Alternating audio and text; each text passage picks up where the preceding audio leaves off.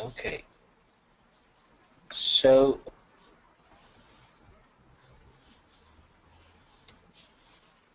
the first of all, welcome to today's webinar. Before we get started, let's set up the rules for the game. I will be taking you through a presentation on de-risking the startup, and we can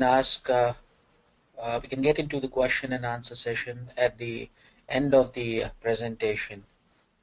The first slide talks about the presenter, that is Prakash Sathe.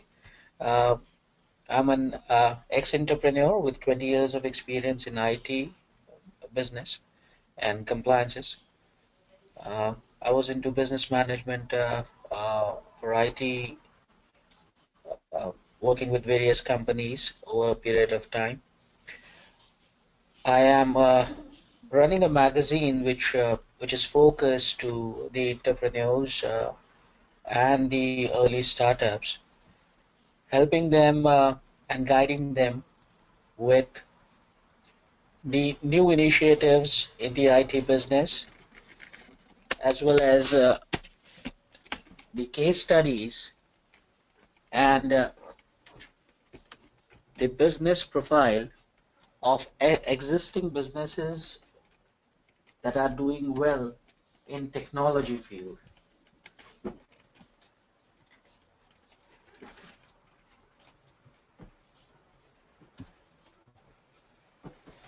So the topic of the day is de-risking your startup. Now, any startup or a technology business in the initial stages is always vulnerable to the failures, and it is important to rationalize our approach towards the business.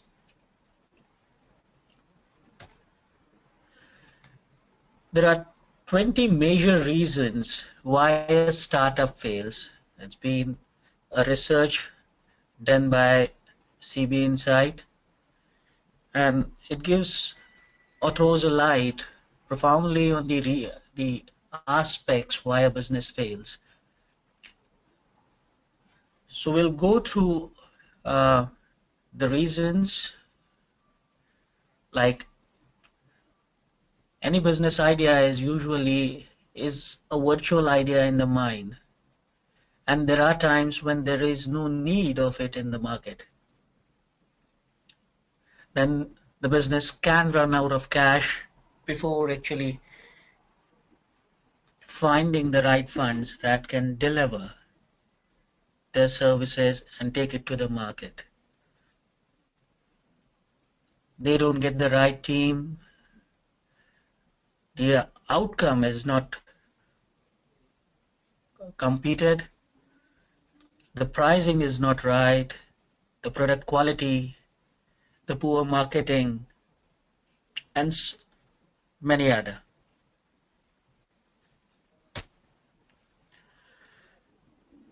So what drives the startup? That is the major question which every startup and small business has to answer. And the answer is the entrepreneur. That is you. It is your idea, your passion, your understanding of the market that drives your business. And when it comes to passion, we need to understand that passion is just a food. It is just one of the requirements that is needed to run and establish a business. For example, Kodak. So Kodak wanted to build great cameras as well, apart from the film rolls, but they never succeeded. They were happy making film rolls, and they had a passion to build camera, but they failed miserably. There are people who started their own restaurant initially with a euphoria about Uh, their love for food, their love for quality, ambience, the presentation, and wanted to be in the hospitality or food industry, but never able to carry forward their idea because they were so passionate about their food that they end up fa- failing, end up understanding the end user or consumer's requirement. So is the book. A lot of people write about their books passionately, but never are able to understand their audience and never able to deliver the content their audience wants to listen. So the thing to remember is that passion is a food for business, but don't get overfed.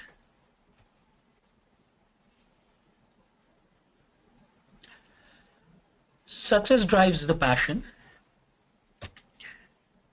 So passion shouldn't drive your business. It is the rational decision that you need to take in your business to make it successful, and align your goals and strategy to win the market. Passion can be a building block to success, but it cannot itself drive the business here. It's important to bring the passion in the people that you work with, and that's what the last point says. You need to rationalize your thought and bring the passion in the people you work with, and then only the idea succeeds. For example, Nano, Tata's able to bring the passion in the people they work with, and even with all the difficulties of shifting their plant from Bengal to Gujarat, they able to build a car which was in the range of 1 lakh rupees.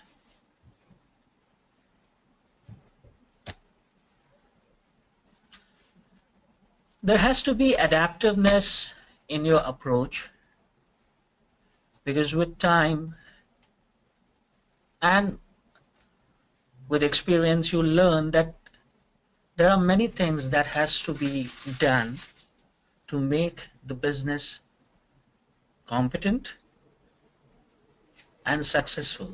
One of the things is the self-assessment, and it has to be a real-time assessment.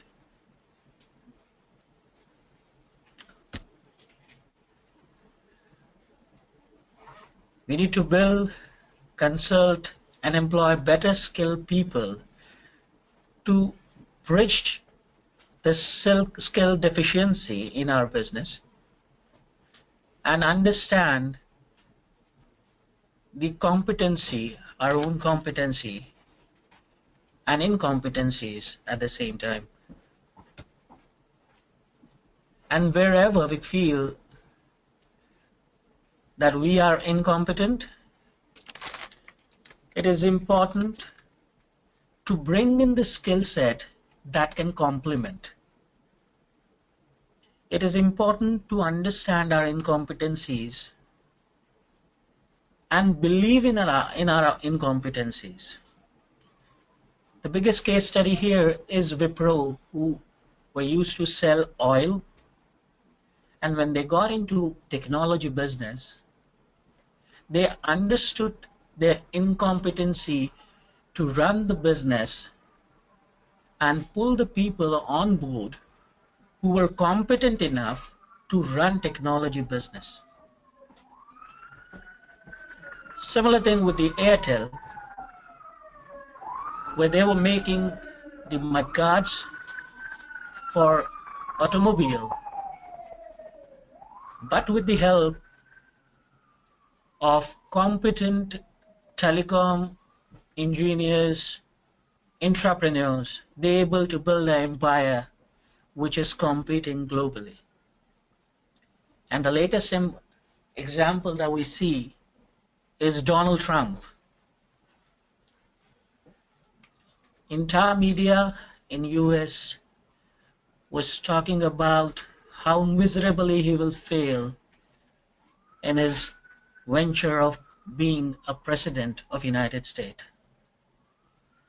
But by bringing the right people and connecting with the right idea, he able to win the US election and surprise every critic of his.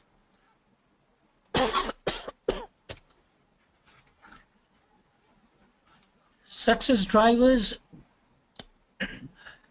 again, the approach is that we need to coach ourselves permanent and bring in the people who help us drive our business rationally, who can bring the skill set that is required to run the business successfully.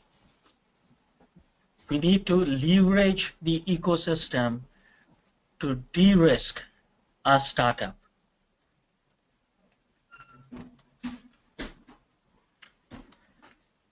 Every idea, when we start with, is a virtual idea.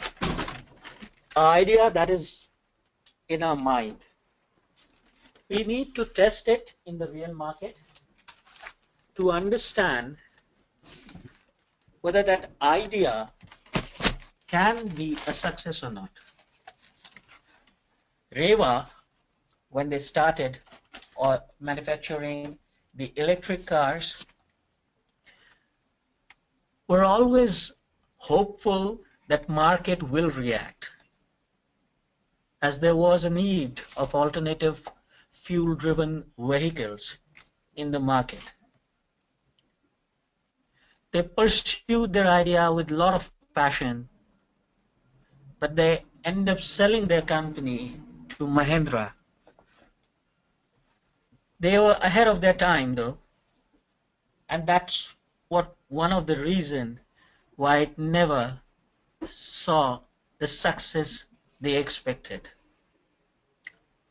Contrary to that, Bisleri Water started selling the bottled water even when the drinking water was available in the market, it was free. Still, they're able to sell that idea of clean water in the bottles and drive the business model. So there are only virtual markets and genuine markets. It is important to focus on the genuine market to make your business idea successful.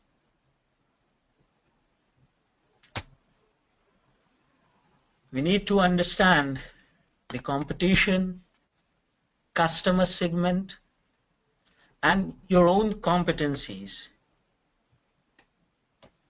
your company, and see the war zone from a strategic perspective.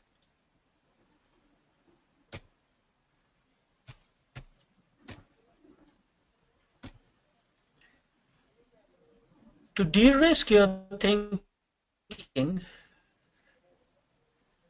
we need to rationalize each and every process that helps us build the product, take it to the market, and identify the various issues that can create problem to deliver our business idea to the market. If the market assessment ability is limited and an entrepreneur is indecisive, it may be worth getting outside help.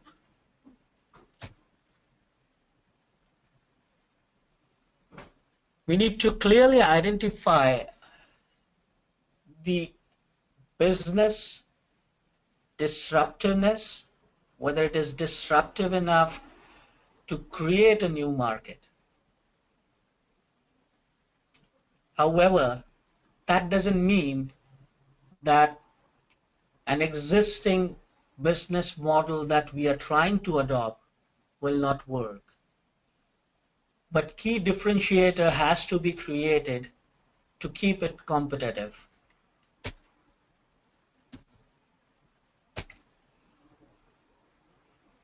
So here is the most important thing that an entrepreneur need to do. Transforming his virtual idea to a genuine market idea, a marketable idea. The quasi-market presents, there is a customer segment, there is a competition, there is your company, and you can identify your own war zone where you need to be competitive.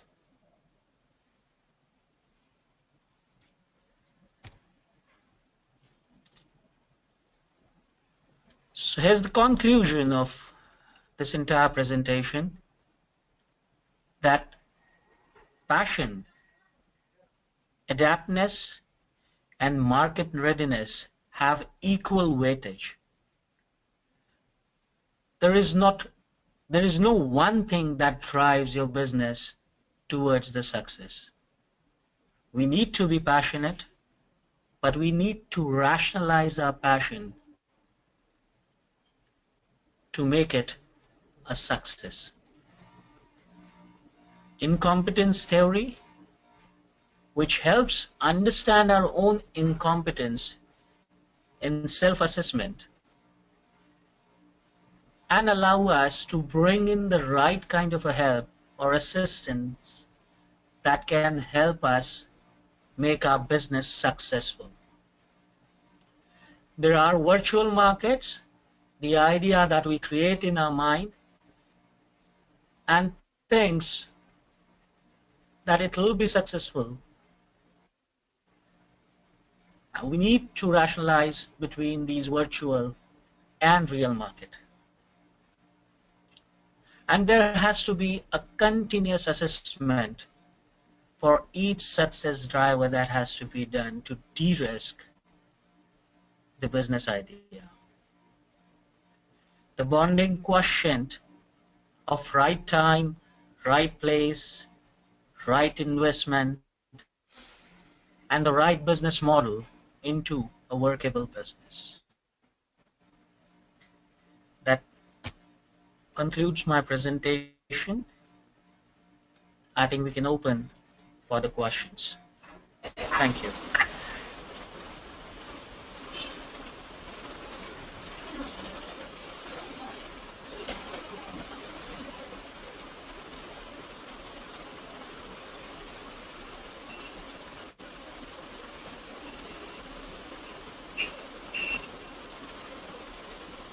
Hi there.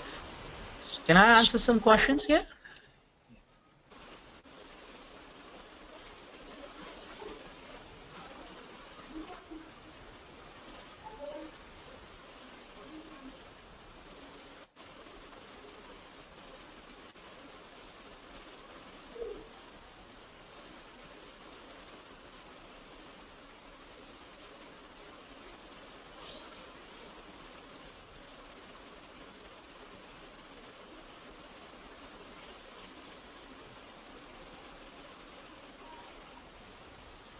Hey, do we have any questions?